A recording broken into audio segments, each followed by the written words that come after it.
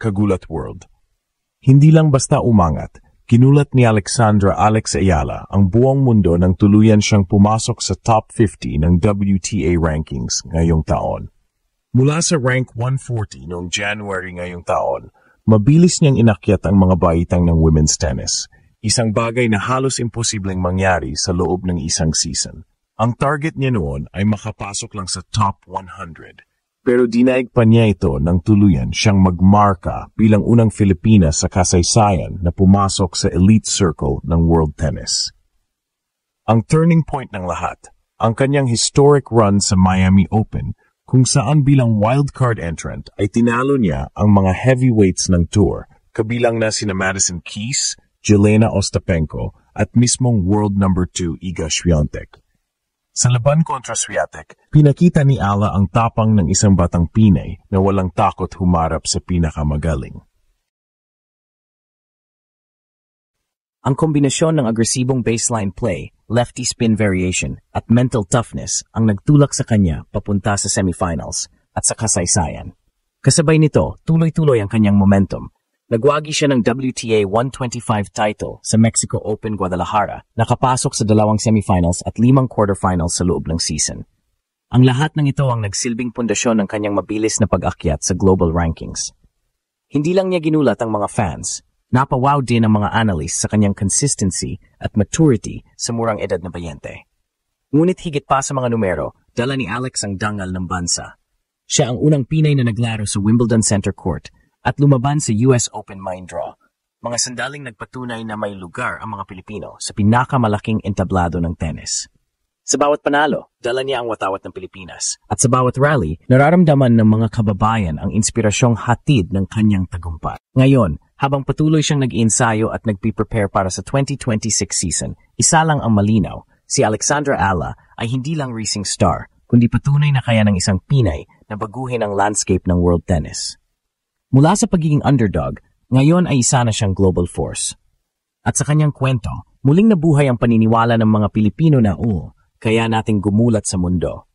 Mula sa pagiging number 140 sa mundo nitong January, si Alexandra Ala ay muling nagsulat ng kasaysayan para sa Pilipinas. Sa edad ng 20, ipinakita ng Pinay tennis prodigy na walang imposible kapag may disiplina, puso at paniniwala sa sariling kakayahan. Sa loob lamang ng ilang buwan, umakyat siya ng tuloy-tuloy sa WTA rankings hanggang sa pumasok sa top 50, isang tagumpay na hindi pa nagagawa ng kahit sinong purong Pilipino sa kasaysayan ng tennis. Ang lahat ay nagsimula sa kanyang breakout performance sa Miami Open, kung saan ginulat niya ang mundo nang talunin sina Jelena Ostapenko at Madison Keys, dalawang matagal ng top contenders sa women's tennis. Sa bawat panalo, lumalakas ang kumpiyansa ni Alex, mula sa mga early round upsets hanggang sa mga matitinding rally na nagpamalas ng kanyang bagong antas na maturity sa court. Ang bawat laban ay patunay na ang dating batang tinuturuan lang sa Rafael Nadal Academy ay ngayon isang world-class competitor na. Pagdating ng kalagitnaan ng taon, tuloy-tuloy ang kanyang pag-akyat. Sa Eastbourne Open, pinataob niya si Diana Yastremska sa isang dominanteng 6-1, 6-2 win, dahilan para makapasok siya sa semifinals at marating ang career high ranking na number 56. Sa puntong iyon, hindi na lang siya tinuturing na rising star. Siya na mismo ang bagong mukha ng Asian tennis. Ang momentum na iyon ang nagtulak sa kanya para sakupin pa ang mas malalaking torneo, kabilang na ang Guadalajara 125, kung saan tuluyan niyang sinelyuhan ang WTA 125 title. Ang kanyang pag-angat ay hindi lang resulta ng talento, kundi ng matinding paghahanda at mental fortitude. Sa bawat training session at international appearance, dala niya ang bandera ng Pilipinas, hindi lang para makipagsabayan, kundi para patunayan na kaya ng isang Pinay ang tumindig sa gitna ng pinakamalalakas sa mundo. Sa pagpasok niya sa top 50, hindi lang siya nakagawa ng personal milestone, kundi nagsindi rin siya ng bagong pag-asa para sa lahat ng batang Pilipinong nangangarap marinig ang kanilang pangalan sa global stage. Ang pag-akyat ni Alexandra Ala sa top 50 ng WTA rankings ay hindi lang tungkol sa puntos at titulo. Ito ay simbolo ng bagong era ng Pilipinong atleta sa international sports. Mula sa pagiging 140th pitong January, unti-unting ginulat ni Alex ang buong tennis world sa pamamagitan ng consistency, resilience, at kakaibang tapang na kadalasang nakikita lang sa mga veteranong manlalaro. Hindi madali ang daan na tinahak niya. Sa mga unang buwan ng taon, ilang beses siyang nalaglag sa mga quarterfinals, pero sa halip na panghinaan ng loob, ginawa niya itong gasolina para mas magsumikap. Sa Mexico Open, nagbunga ang lahat ng paghihirap nang makuha niya ang WTA 125 title matapos talunin ang paboritong lokal na si Renata Zarazua sa isang matinding 3 set na bakbakan. Mula roon, nagsimula ng mapansin ng mga analysts at sports media na may kakaibang Pinay na unti-unting umaakyat sa radar ng women's tennis.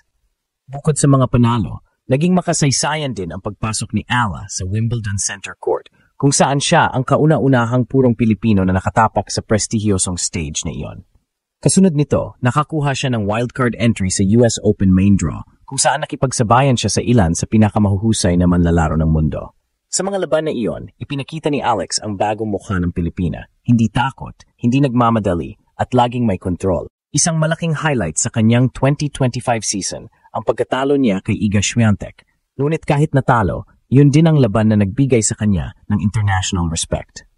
Sa mismong social media ng WTA, tinawag siya ng mga fans na the next Asian breakthrough, isang titulong minsan lang ibinibigay sa mga manlalarong tunay na may potensyal maging superstar. Ngayon, sa edad na 20, hindi lang siya nakikilala bilang Filipina tennis prodigy, kundi bilang global competitor na kaya na makipagsabayan sa mga world top players. Mula sa clay courts ng Spain hanggang sa hard courts ng US, dala niya ang simpleng tatak ng Pinay, sipag, puso at determinasyon. Sa bawat panalo, pinapatunayan ni Alexandra Ayala na hindi lang siya naglalaro para sa sarili. Naglalaro siya para sa bansang matagal nang gustong makilala sa larangan ng tennis.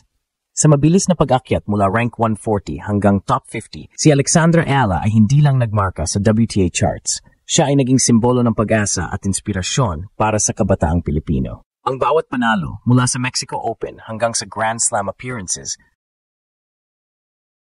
ay patunay ng kanyang talento at dedikasyon. Ngunit higit sa lahat, ipinapakita nito na posible ang pangarap sa pamamagitan ng sipag, disiplina at pusong Pilipino. Ang kanyang makasaysayang mga hakbang sa Wimbledon Center Court at US Open main draw ay nagbigay ng panibagong pananaw sa mundo. Kaya ng isang Pinay na makipagsabayan sa pinakamalakas sa tennis.